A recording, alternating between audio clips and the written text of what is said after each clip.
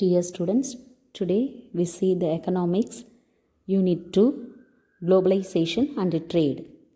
This lesson helps to know the meaning and history of globalization, to know the trade and traders in South India historical perspective, to know the evolution of growth of MNC, to know the fair trade practices and WTO, to understand the impact and challenges of globalization.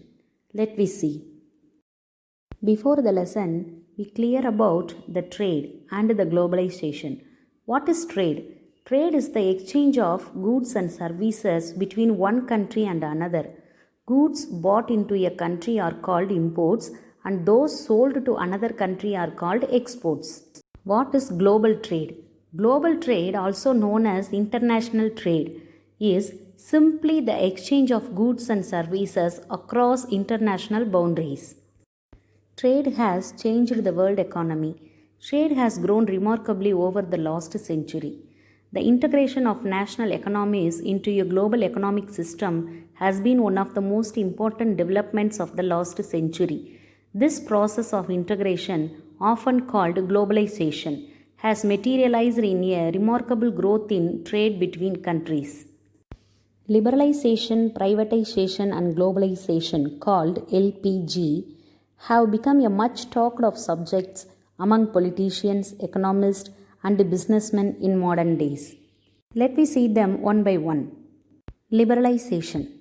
Liberalization is a very broad term that usually refers to the fewer government regulations and restrictions in the economy. Liberalization refers to the relaxation of the previous government restriction, usually in area of social and economic policies. When government liberalized trade, it means it has removed the tariff, subsidies, and other restriction on the flow of goods and services between countries. Privatization. Privatization means allowing the private sector to set up more and more of industries that were previously reserved for public sector. Change in ownership. Degree of privatization judged by the extent of ownership transferred from public to private sector. Globalization. Globalization is the integration of a country with the world economy. Basically, globalization signifies a process of internationalization plus liberalization. What is globalization? Globalization is the spread of products, technology, information, and jobs across national borders and cultures. In economic terms, it describes an interdependence of nations around the globe fostered through free trade. History of globalization. The term of globalization was introduced by Professor Theodore Levitt. The historical background of globalization can be discussed on three stages. Stage 1 is archaic globalization. That means an early period, especially the 7th and 6th centuries BC in Greece.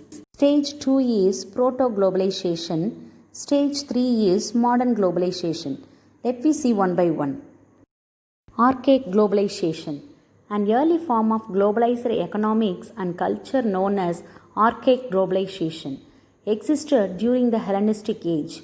An early form of globalization in the trade link between the Roman Empire, Parthian Empire, and the Han dynasty made the commercial links between these powers inspired the development of the Silk Road. The advent of the Mongol Empire, though destabilizing to the commercial centers of the Middle East and China, greatly facilitated travel along the Silk Road. Map explained the silk and spice route. The next phase is known as proto-globalization. It was characterized by the rise of maritime European empires in the 16th and 17th centuries.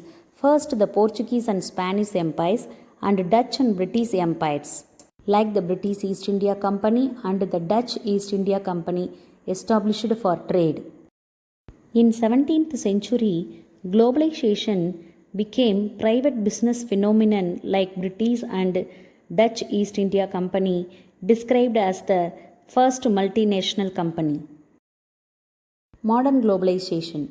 The global trade in the 20th century shows a higher share of the trade in merchant production, a growth of the trade in services, and the rise of production and trade by multinational firms. Trade and traders in South India, historical perspective. The southern Indian trade guilds were formed by merchants in order to organize and expand their trading activities. There are so many evidences explained about the trade guilds from ancient time. Trade guilds become channels through which Indian culture was exported to other lands. For example, porcelain shards from ships discovered at an ancient Buddha Vihara in Nagapattinam give evidence of trade ties between Coromandel Coast and Southeast Asia. Early traders. In the year 1053 AD, the Kalinga traders brought red-colored stone decorative objects for trade and also cotton textiles to Southeast Asia at an early date. And this picture explained the trade between the Western countries. You know why the Europeans came to India? Trade in agro-based products like cotton and handicrafts was the major reason which led to the advent of Europeans. India was the major source of the spices. Some spices have antibiotic properties and they were also used to preserve the food. So they need to find the new sea route to India. The European traders. India was very famous for its spices, gold, pearls and silk. Vasco da Gama came to India in the 15th century. The Dutch, French and English traders followed the Portuguese to India. The British defeated the others and formed the East India Company in 1600s. The Portuguese. The second trip of Vasco da Gama in 1502 led to the establishment of trading station at Calicut. The Dutch undertook several voyages from 1596 and formed the Dutch East India Company in 1602. The British, the English established East India Company in 1600s. The Danes formed company and arrived in India in 1616, and the French established his factory in 1668. From the early time onwards, the globalization was developing stage by stage. Technology has become a bigger force of globalization, changing cross-border mobility of goods and services and advancing the transnational flow of trade, capital and ideas. It has increased fivefold since 1990. Next, we see the globalization in India. In India, 1991, the government presented its budget in July with a series of policy changes which underlined globalization, liberalization and privatization. This has come to be called as India's new economic policy. These policies were strengthened when India signed the Dangle Draft in 1994. Many reforms made to adopt globalization. Abolition of industrial licensing except for a few industries. Reduction in the number of industries reserved for public sector. Fixation of a realistic exchange rate of rupee to exchange exports of Indian goods. And foreign private sector by making rupee convertible on trade on current account and by reducing import duties. Foreign exchanges regulations were suitably amended. The statutory liquidity ratio SLR was reduced to increase lending by RBI. Here we must clear about what is statutory liquidity ratio. SLR is the minimum percentage of deposits that a commercial bank has to maintain in the form of liquid cash, gold or other securities. It is basically the reserve requirement that banks are expected to keep before offering credit to customers. The SLR is fixed by the RBI and is a form of control over the credit growth in India. The next chapter is Multinational Corporation, MNC. A company that operates in its home country as well as in other countries around the world is called MNC. Multinational corporation or company is a corporate organization which owns or controls production of goods and services in at least one country other than its home country. Evolution of MNC. The multinationals first start their activities in extractive industries or control raw materials in the host countries during 1920s and then slowly entered. Most of the MNCs at present belong to the four major exporting countries, viz. USA, UK, France and Germany. However, the largest is American. Growth of MNCs in India. A common form of MNC participation in Indian industry is through entering into cooperation with Indian industrialists. Trends of liberalization in the 1980s gave a substantial spurt of foreign collaborations. Reasons for the growth of MNC. Expansion of market territory. It seeks more and more extension of its activities beyond the physical boundaries of the country in which it is incorporated. Marketing superiorities. A multinational firm enjoys a number of marketing superiorities over the national firms. Financial superiorities. It has financial resources and high level of fund utilization. It has easier access of external capital markets. Technological superiorities. The main reason why MNCs have been encouraged by the underdeveloped countries to participate in their industrial development is on account of the technological superiority which these firms possess as compared to national companies. Next, the product innovations. MNCs have research and development engaged in the task of developing new products and superior designs of existing products. The column explained the top 10 largest multinational companies in India 2018.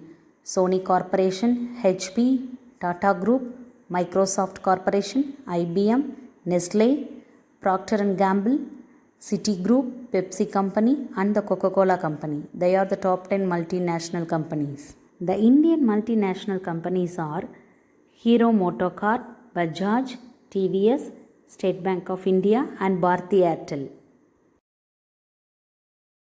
Let me see the advantages of MNC. Producing the same quality of goods at lower cost and without transaction cost. MNC reduce prices and increase the purchasing power of consumers worldwide. A MNC is able to take advantage of tax variation, spurring job growth in local economies.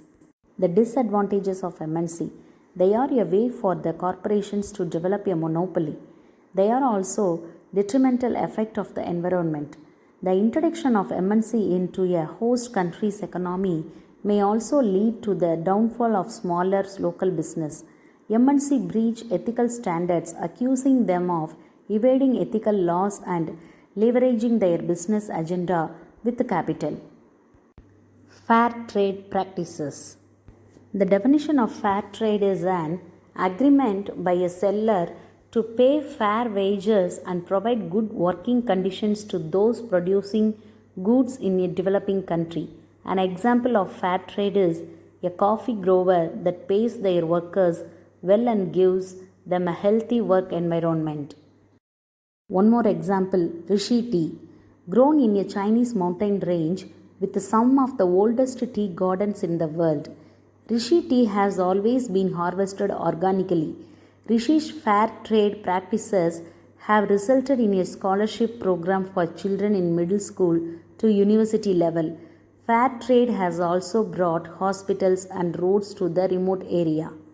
So, fair trade is a way of doing business that ultimately aims to keep small farmers an active part of the world marketplace and aims to empower consumers to make purchases that support their values. Fair trade is about better prices, decent working conditions, and fair terms of trade for farmers and workers. I hope now you clear about the fair trade. Principles of fair trade organization. Creating opportunities for economically disadvantaged producers, transparency and accountability, fair trading practices and payment of a fair price. ensuring no child labor and forced labor, commitment to non discrimination, gender equity, and freedom of association, providing capacity building and promoting fair building, respect for the environment. These are the principles of fair trade. GATT, General Agreement on Trade and Tariffs. GATT's primary purpose was to increase international trade by reducing various tariffs, quotas, and subsidies while maintaining meaningful regulations. GATT was signed by 23 countries in 1947. India was one of the founder members of GATT. The Director General of GATT, Arthur Dunkel, came up with the Draft Final Act, known as Dunk Draft, was approved and signed. GATT and the WTO. The signing of the Final Act of the Uruguay Round by member nations of GATT in April 1994 paved the way for setting up of the WTO. An agreement to this effect was signed by 104 members. The WTO agreement came into force from January 1, 1995. World Trade Organization, Geneva in Switzerland. The objectives of WTO: to set and enforce rules for international trade, to provide a forum for negotiating and monitoring further trade liberalization, to resolve trade disputes. Introduction at the sustainable development and environment can go together. To ensure that developing countries secure a better share of growth in world trade, to resolve trade disputes, to increase the transparency of decision-making processes. Introduction sustainable development. The development and environment can go together to ensure full employment and broad increase in effective demand. TRIPS and TRIMS. TRIPS, Trade-Related Aspects of Intellectual Property Rights. TRIPS is an international agreement among various members of WTO on intellectual property rights. It is one of the most comprehensive multilateral agreement on IP. This agreement came into effect on 1st January 1995. The objective of this act is the protection and enforcement of all intellectual property rights. TRIMS, Trade-Related Investment Measures. It is an agreement on trade-related investment measures which specifies the rules that are applicable to the domestic regulations a country applies to foreign investors. The agreement is applicable to all members of the World Trade Organization. The agreement was formalized in 1994 and came into effect in 1995. Impact and challenges of globalization. Positive impact.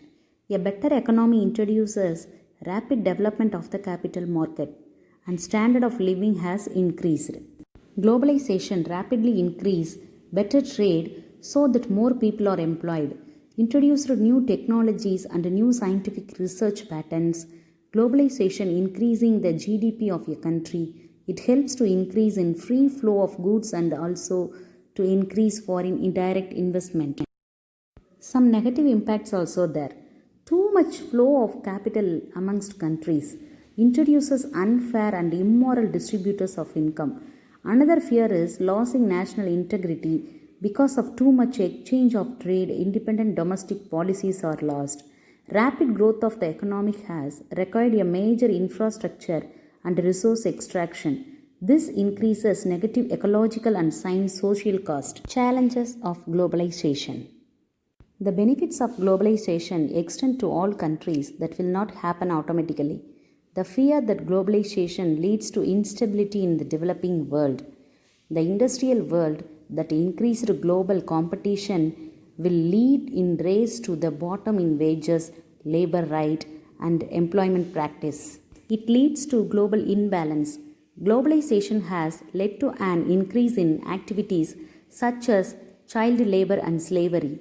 People started consuming more junk food. This caused the degradation of health and spread of diseases.